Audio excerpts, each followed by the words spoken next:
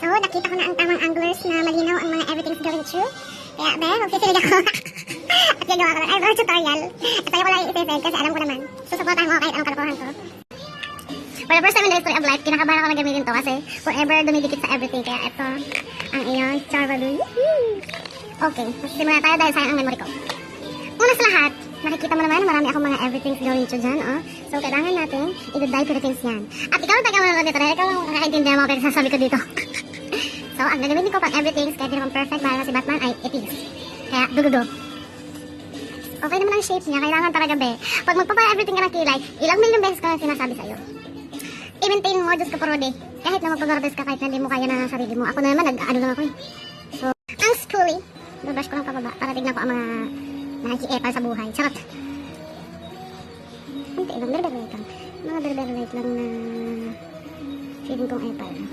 Hindi naman kailangan tarbuhin. Pero pinapatubo ko talaga to para i-reshape. Yan. Tapos, tingnan natin. So, kaya natin ulit pataas kung may kasama ba siya. Okay. Ito ba tayo makikita mga everything? Okay. Dito naman sa taas. Okay. Okay, medyo wala ng tulis ang everything natin. Ayan, okay. May nakita pa akong mga chorba. Okay. Oo, nagdamit ako. Kaya gusot-gusot ang damit ko. Kasi, wala lang. Para feel ko talagang kunwari madami nanonood sa everything ko, diba? Yeah. So, okay. Okay, ang kabila naman. Okay. Oh my gosh. Okay, nakalbo ko ang kilay ko. Okay.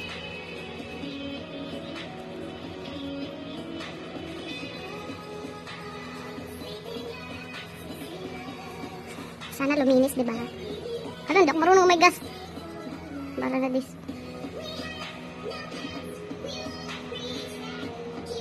Okay, Ben.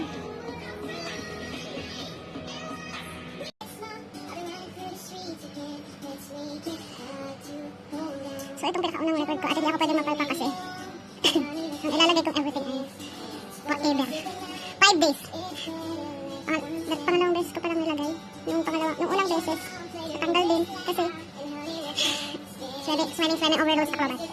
Tapos pangalawa, doon sa everything. 2 days bago natanggal ng tuluyan. So, okay! Maglagay na tayo ha. So, hindi ko gagamitin to kasi masyadong OA ang pagkakapal ng applicator. Para siyang paintbrush ng bonggang-bongga. Pag ginawa ko po, ay, good better things tayo dyan. Kaya ang gagawin ko, oh my gosh, what is this? Mangyari. Ay, sasasal.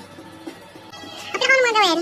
Una sa lahat, magsimula ka sa baba. Huwag mo simulan dito. Ay, nakagas ko pa rin. Dito muna sa baba tayo ha. Ayan, i-follow mo lang yan. Lagyan mo ng shape. Ganun, ganun. Tapos, sa baba, pag na-shape mo na ng Charvalu, tataas naman. Sundan mo lang yung shape ng brows mo. Diyos ko po. Yung merap gawin yun. Sumunod ka lang naman. Para hindi ka nasasak. Ay, sorry. Doon na pala ang pinag-uusapan. Kaya, yan, ganun mo lang. Pag na-everything mo na. Diba, pak, ganun.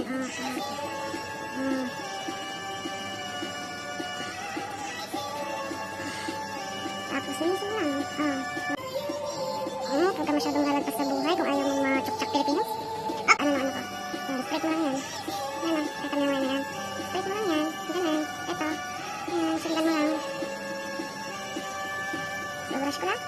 Para lang, diba? Naghahalo, diba? Okay, naghahalo na siya. In fairness, matigas na siya.